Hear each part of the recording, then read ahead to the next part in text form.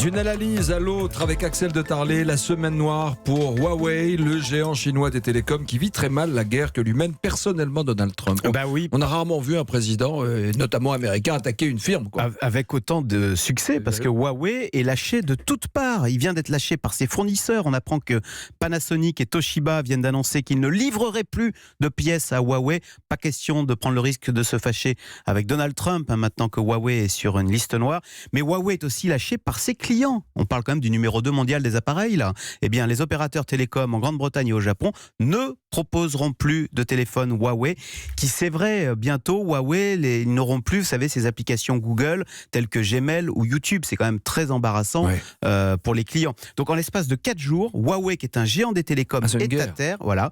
On mesure quand même la puissance de l'Amérique et d'un Donald Trump qui, quasiment en un tweet, alors même si là, il n'a pas tweeté, est capable d'abattre un leader mondial. C'est une guerre économique. Est-ce que les Chinois ont encore la main? Est-ce qu'ils peuvent réagir? Que peut faire Huawei? Alors c'est ça qui est très intéressant. Huawei a d'ores et déjà annoncé que puisqu'il ne pourra plus avoir accès à l'univers Google, que va-t-il faire?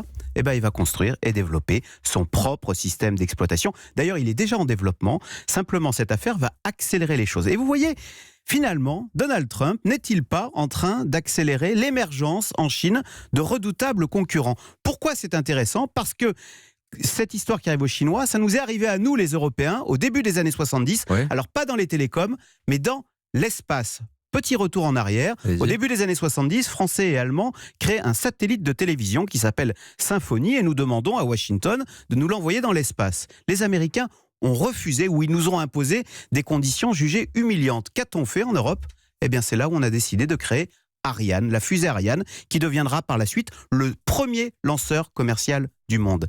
Mais cette histoire d'indépendance, c'est aussi l'histoire du Rafale, qui exprès le Rafale, cet avion de chasse, n'a aucune pièce américaine. Il est construit de A à Z avec du Made in France pour que nous ne soyons jamais l'otage justement de ce genre de pression américaine. Vous voyez, souveraineté et indépendance, et finalement, et c'est ce que dit Angela Merkel, avec cette attitude de défi, au fond, Donald Trump nous rend service, au moins les choses sont claires, a dit la chancelière, l'Europe doit maintenant vraiment prendre son destin en main.